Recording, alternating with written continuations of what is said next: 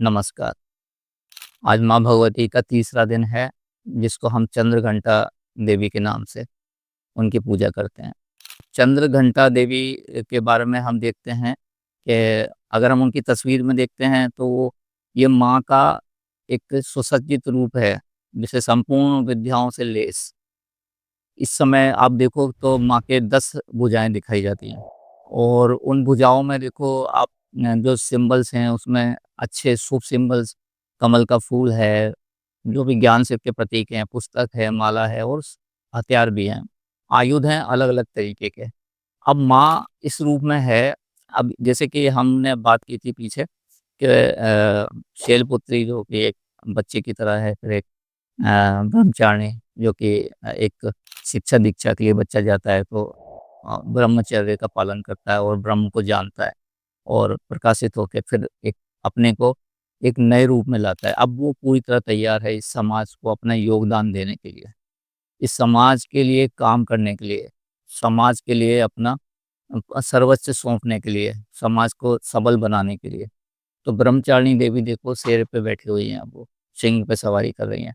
10 भुजाएँ हैं और पूरी तरह तैयार हैं अपने पराक्रम दिखाने के लिए। पराक्रम दिखाने के लिए जब आपने देखा है ना जब बच्चा पढ़ लिख के जब आता है तो अब उसके लिए द्वार खुलते हैं पूरे संसार में। संसार को योगदान अब उसको देना है। अब वो तैयार है पूरी तरह से। इस तरह से हमारी चंद्रघंटा देवी हैं और चंद्रघंटा कहीं न कहीं भगवान शिव का और एक उनकी ध्वनि जो है घंटा घंटे की जो ध्वनि होती है, तो एक मंत्रोच्चारण, एक ध्वनि और एक तरह से एक आपने देखा ना महाभारत का युद्ध होता है, तो युद्ध से पहले सब लोग अपनी-अपनी ध्वनि निकालते हैं। एक शंख होता है जो जो सबके पास वो अपने-अपने शंख बजाते हैं, उनकी अलग-अलग ध्वनियाँ होती हैं। यानी कि अब हमने युद्ध के लिए तैयार हैं और अपनी पहचान हम बनाने के लिए तैयार हैं इस संसार में। उसी के रूप में अब ये चंद्रघंटा देवी है। जो कि हम अभी बात कर रहे हैं व्यक्ति के व्यक्तित्व के विकास के एक चरण जो क्रमशः हो रहे हैं, उनके रूप में हम इनको देख रहे हैं। माँ की क्रियाओं को, उनके स्वरूपों को, उनके सिंबल्स को। तो अब चंद्रघंटा देवी जो है, वो उसी रूप में है कि माँ अब तैयार हैं, अब बच्चा तैयार है, अब वो नौजवान है, पूरी तरह से ज्ञान से भरा हुआ है, शक्ति से भरा हुआ है और समाज को अपना योगदान देने के लिए तैयार है। एक और हम यहाँ बात करते हैं माँ भगवती जो हैं उनके चरित्र में ये आता है कि देवता होते हैं, देवता मान लो पूरे समाज का प्रतीक हैं, विभिन्न तरह के देवता और आसुरिक शक्तियों से वो कमज़ोर पड़ जाते हैं। अब आसुरिक शक्तियाँ उनके ऊपर हावी हो रही हैं और वो उनसे लड़ नहीं पा रहे हैं। तो देवता लोग क्या करते हैं कि अपनी-अपनी शक्तियों को एकत्रित करके एक शक्ति को देते हैं।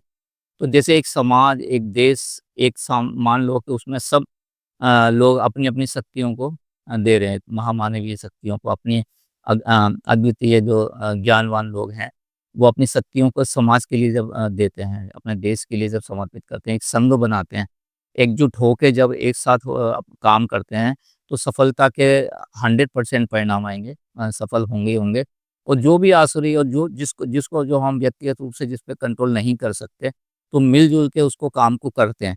तो कोई भी काम कितना भी बड़ा हो अगर हम मिल के करते हैं तो वो पूरा हो जाता है। तो इसके रूप में हमारी माँ भगवती एक प्रतीक के रूप में है, एक संघ के रूप में। तो सारे देवताओं की शक्तियों से मिलके एक देवी शक्ति डेवलप होती है और आसुरी शक्तियों का रक्तबीज का, महिषासुर का उनका वध करती है। तो अब महिषासुर का वध करने के लिए महिषासुर एक ऐसी ऊर्जा इंसान की जो कि आउट ऑफ कंट्रोल है। जैसे कोई इंसान को कोई ज्ञान नहीं होता, कुछ समझ नहीं होती, अज्ञान में रहता है तो उसकी अपने ऊपर कोई कंट्रोल नहीं होता। जो उसकी ऊर्जा होती है, उसकी प्राण शक्ति, उसकी जीवनी ऊर्जा है, वो आउट ऑफ कंट्रोल होती है। जब आउट ऑफ कंट्रोल होती है तो वो समाज का हित करता है। अपने हित के साथ-साथ समाज का भी हित करता है वो। वो सबके लिए ठीक नहीं होता।